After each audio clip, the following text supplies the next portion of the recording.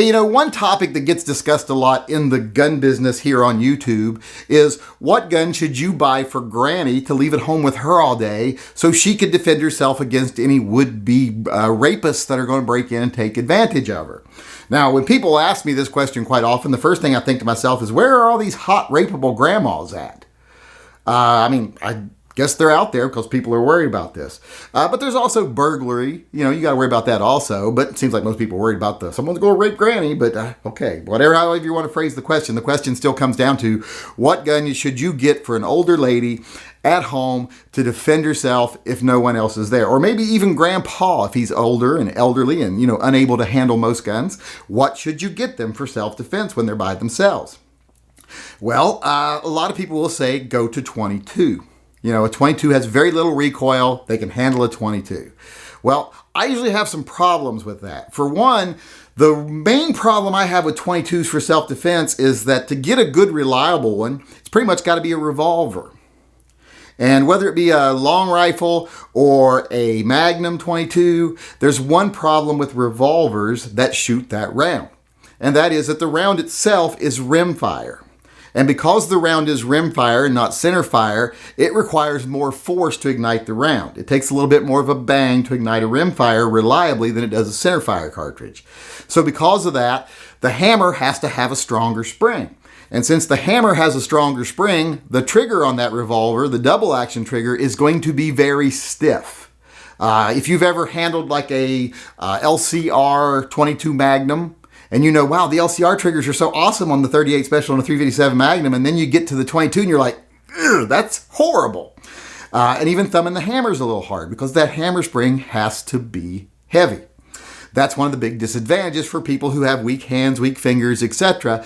They may not even get a first shot off if they have to shoot double action with a 22 Magnum revolver or a 22 long rifle revolver because that spring is a little heavy for them. And they're probably not going to get off a second shot accurately because of that heaviness of that trigger and how hard it is to shoot.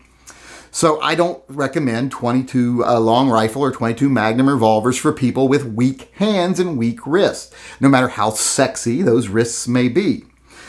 So that's a problem. So you kind of got to go up to semi-auto. And if you want to get a 22 long rifle in semi-auto, there's some problems with that too. For one, 22 is not really meant to be fed in magazines, but they've kind of overcome that over the years, made that not so much a problem. But there is still one problem with 22 long rifle in a semi-auto. And that is, it is such a low recoiling round that when you're doing the math to, well, how heavy can this part be and how heavy can that part be and what do we do with this and what do we do with that so that it cycles reliably and you don't have feeding issues, etc. Well, that's some pretty tight math. So it makes it to where they're not always as reliable as they should be in a 22 long rifle, which is why I say, well, if you're going to do a semi-automatic, you kind of got to go up to 22 Magnum. That way you got a little more oomph. There's a little bit more gray space in that math for the gun to still be reliable.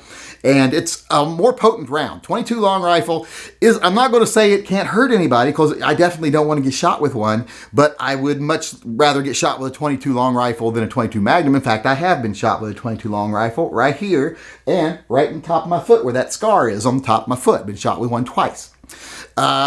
Still here. If that had been a 22 Magnum right there, probably wouldn't still be here. So I say go to 22 Magnum, but the problem with the 22 Magnum in the semi-automatics is that there haven't been any good ones around that you could find. Now, you had that Kel-Tec thing, that PMR, or whatever it's called. I don't care what a Kel-Tec is called. It's the initials on all of them should be SHIT. It should be the Kel-Tec SHIT 32 or the Kel-Tec SHIT 22 or whatever, because they're garbage. They're shit. Now, I will not say all negative things about Kel-Tec. Some of them do have that nice disassembly, that self-disassembly feature, where you take it to the round, you fire a magazine or two through it, and it comes apart on its own so you can clean it. That's a nice feature, I guess, but it's one I can do without, to be honest. So up until now, there hasn't been a good 22 Magnum pistol that's, from a manufacturer that I would ever recommend. But now there has been one out for a little while now, but I haven't been asked this question for a while, so I haven't addressed it. And I saw it again the other day on Grab-A-Gun's website. So I thought, well, I'd talk about it today. Since this is such a big topic, what to give Granny for self-defense. And the gun I'm talking about is the Rock Island It's an M1911A1, but it is the XT22 Pro. This is basically a 1911, although it's not quite a 1911. It's set up a little bit differently. It's quite innovative, but it looks like a 1911.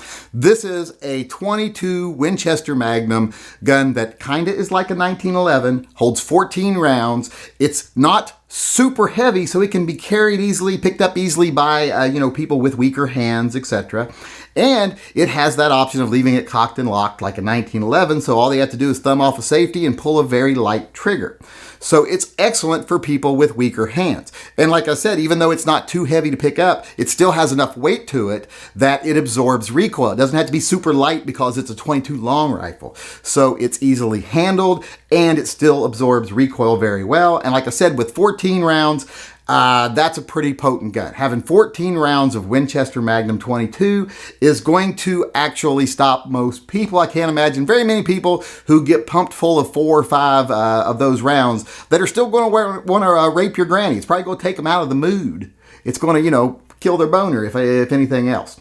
So then maybe they'll just burglar and not rape your granny because they might still burgle, but they won't be in the mood anymore. But I don't even think they'll burgle because 1 or 2 shots of this and I think they're going to change their mind and find an easier target. So when it comes to what gun do I recommend for grannies or grandpas who are at home alone all day, it's always been kind of a rough area. That's why I always kind of went the 38 Special because, a revolver in 38 Special has an easier trigger, it's easier to thumb, but it does have more recoil. So when you look at this gun, when it's using the 22 Magnum and it's still heavy enough gun to absorb recoil, you won't feel the recoil, but it has that option of being, single action with the safety on, so you just tap the safety off and you got that really light trigger.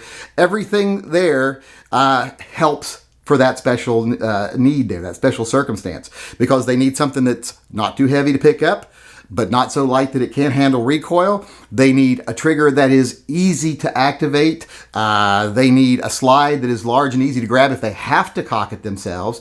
So this gun kind of fills all those needs. And the spring on the slide is light, so it isn't hard to rack. So this would be a great gun for granny or grandpa if they're at home alone.